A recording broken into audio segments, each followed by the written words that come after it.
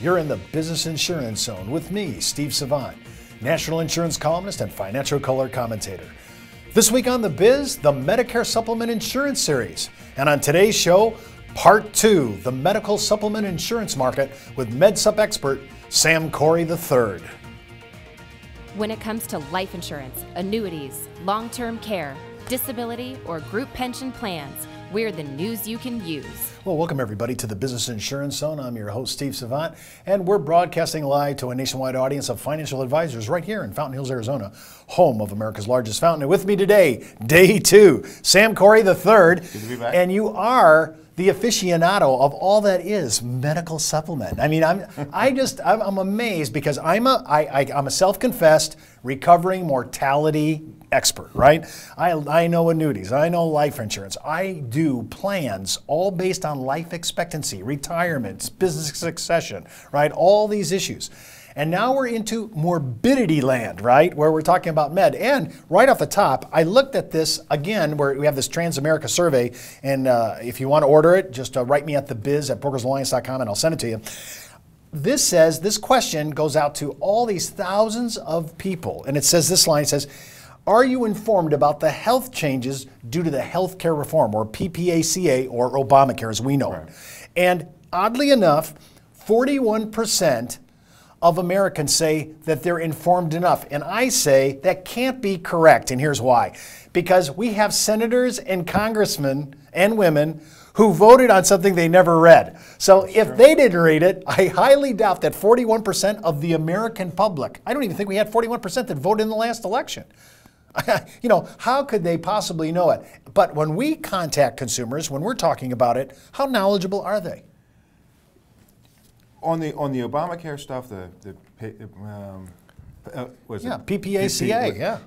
You know, we're not in the under 65 market, and it affects the senior market just a little bit. But I would tend to say the people that we talk to, the people that I know personally, have no idea. Right, and I know, just no idea. And I have no problem confessing I have very little idea. So let's talk about though how. And you said it does impact a little bit, but anything to really talk about though? Just moving of the shell game with finances. Well, I noticed, we talked about this yesterday, and I know this is out on the web, that there's a great debate between the two parties on there is going to be $700+ billion taken out of Medicare and put into Obamacare.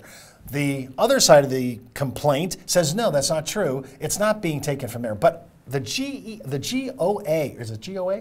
GOA says, no, this is going to be reallocated. So if I understood this correctly, is that going to have an impact? Let's just for our discussion's sake, assume it's going to happen. What is the ramifications if they're going to lose $700 billion in funding for Medicare?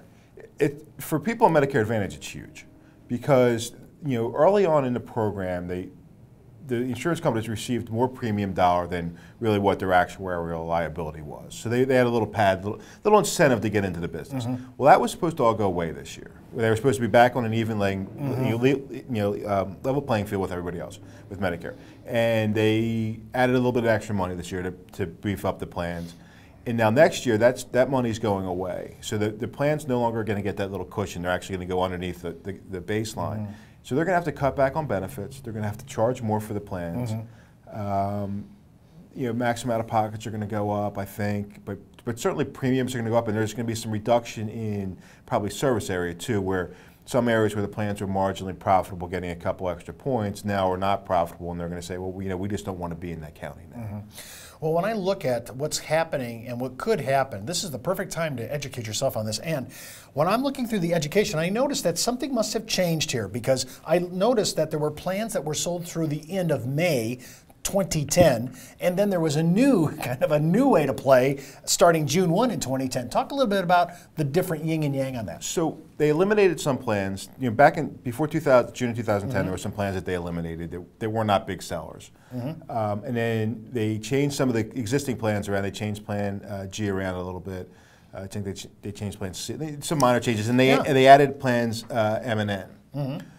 And so all the carriers started over again with new blocks of business. But the biggest change was for our conversation is probably what they did with Plan G and they included the excess charge, which is probably a whole show unto itself. But it's no longer an issue. It never really was an issue. Now it's no longer an issue with Plan G.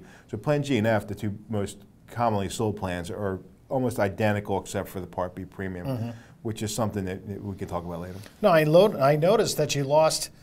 I mean, I hate to lose any part of the alphabet here, but the HIJ kind of took a bath here. They're not there any longer. That's right. And the J plan was the old Cadillac type plan that included some prescription drug benefits, and that sort of had to go away with Part D. Right. So they eliminated the drug benefit out of Plan J, so then it was sort of an overlap with Plan F. So let's just clean it up.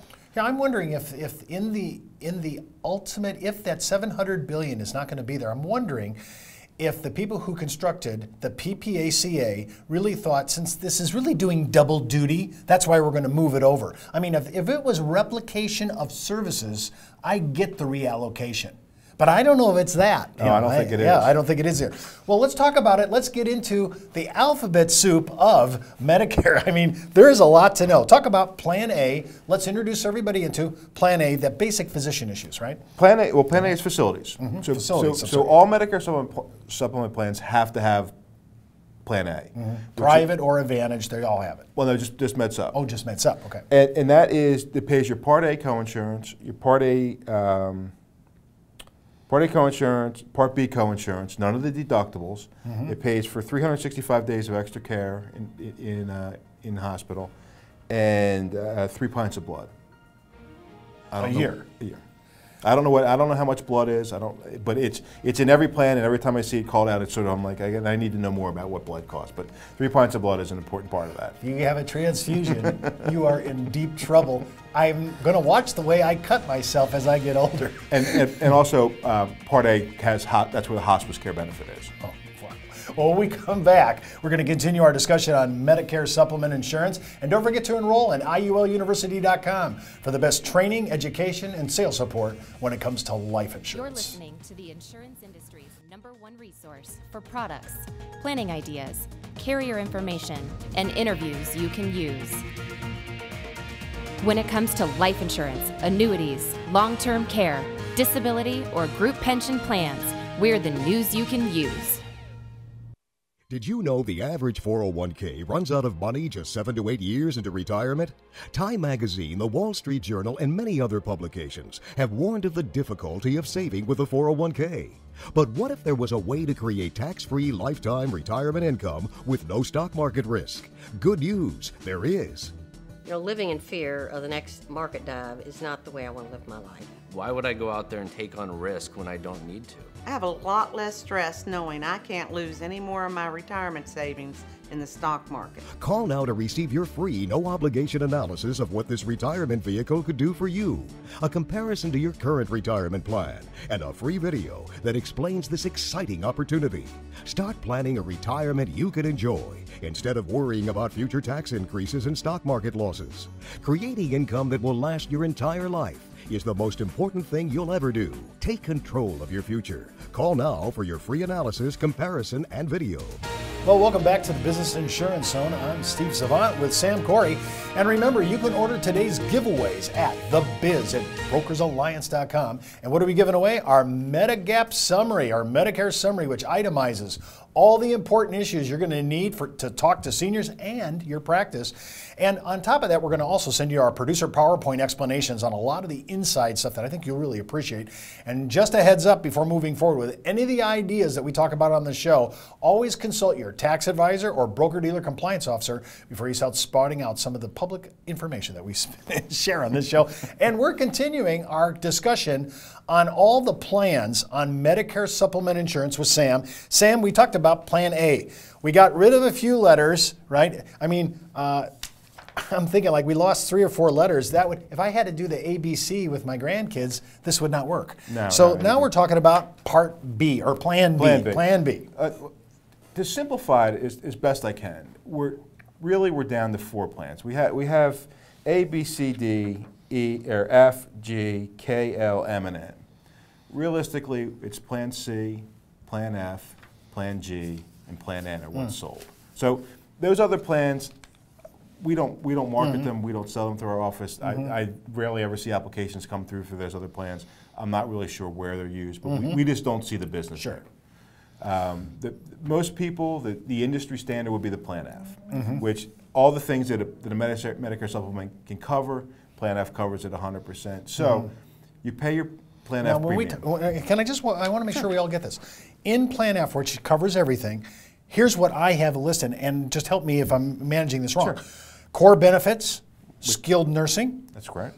Plan A deductible, Plan A hospice, Plan B deductible, Plan B excess charges, emergency foreign travel, that's good because I'm heading to the Deutschland über alles, and then preventative care. So those are the things, when you get an F, that's the Monty, right? That's a full Monty version of MedSup. Absolutely. We'll talk a little bit about then the rest of them. So like you said, we've kicked out the ones that are rarely used.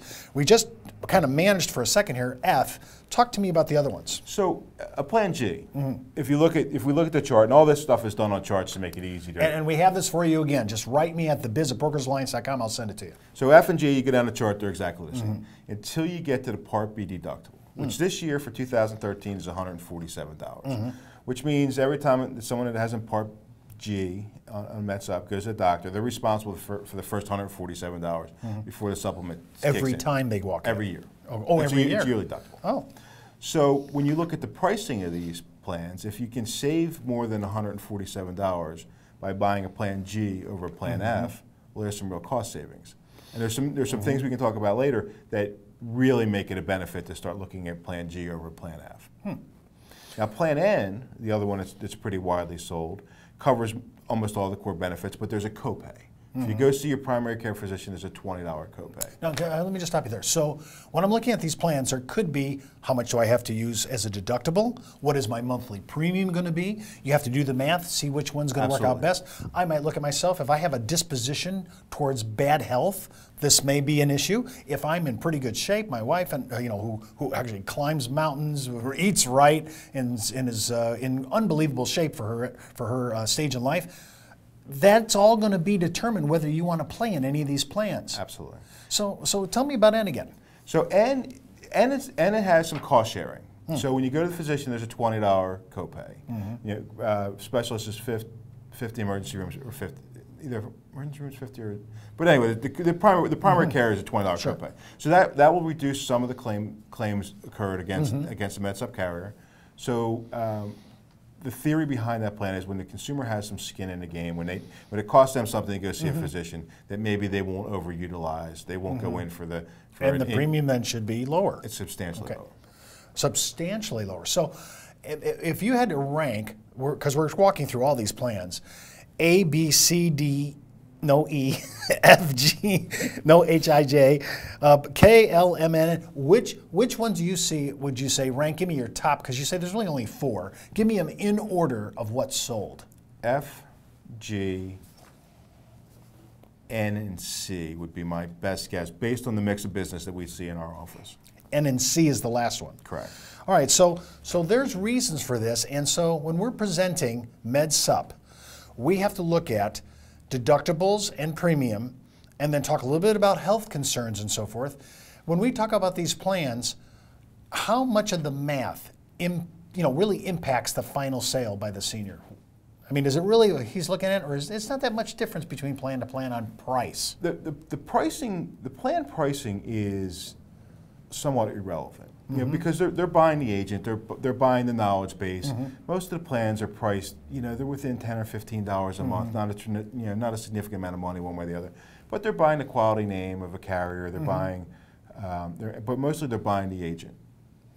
And because these MedSup contracts are, the only way they can be canceled is if you don't pay your premium. They're guaranteed renewable. So you want to put yourself with a company who's going to be around, knows what they're doing, can manage their business, and will take care of you going forward. Ratings of a carrier matter? Yes. So to seniors, do you think that matters? I think that the people that are in that, they're 65 and older, that generation, I think it's very important. So to them, that's an issue. Yeah.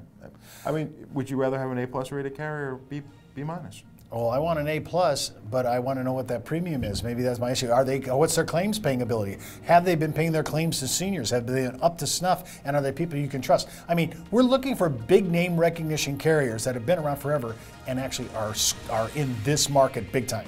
Remember, you can watch our show and all our shows on MedSup by clicking the red on-demand video button right on our homepage at brokersalliance.com. Well, that's the Buzz on the Biz for today. Get in the zone. The Business Insurance Zone. You're listening to the insurance industry's #1 resource for products, planning ideas, carrier information, and interviews you can use. When it comes to life insurance, annuities, long-term care, disability, or group pension plans, we're the news you can use.